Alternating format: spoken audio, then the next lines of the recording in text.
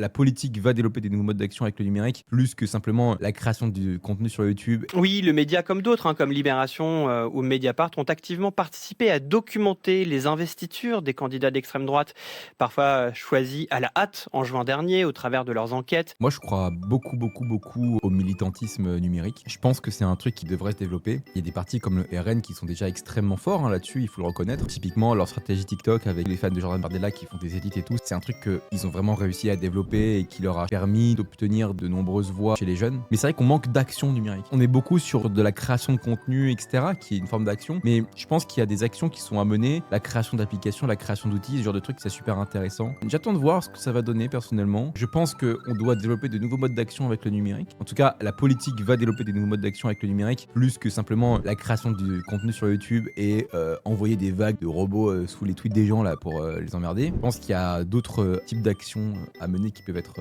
puissantes. Comme on voit ici, la création d'outils en fait qui permettent de faire du travail collaboratif. Je pense que c'est ça le vrai enjeu demain, c'est de réussir à créer des outils qui permettent le travail collaboratif sur Internet autour de plusieurs grandes causes. En fait, ça me rappelle un peu ce qui s'appelle la science participative. Est-ce que vous vous rappelez du CAPTCHA sur Google? À l'époque, quand vous deviez rentrer des espèces de mots illisibles issus de livres anciens, et ben en fait, ça c'était un peu une sorte de forme de science participative. Google, en fait, en gros, ils avaient numérisé plein de livres, et plutôt que de les retaper à la main eux-mêmes, ou via des robots qui auraient mal compris, parce qu'à l'époque, les robots étaient pas puissants pour ça, une expérience participative, ça a été de découper tous les mots, en fait, et de vous les faire écrire sur des CAPTCHA pour ensuite, du coup, numériser plein de livres. Ça a été un banger. Et je me demande si le militantisme numérique, en tout cas, va pas s'inspirer de ce genre de choses, avec des petites actions comme ça à mener, des outils qui vont être créés pour mettre en place des trucs, quoi, tout simplement.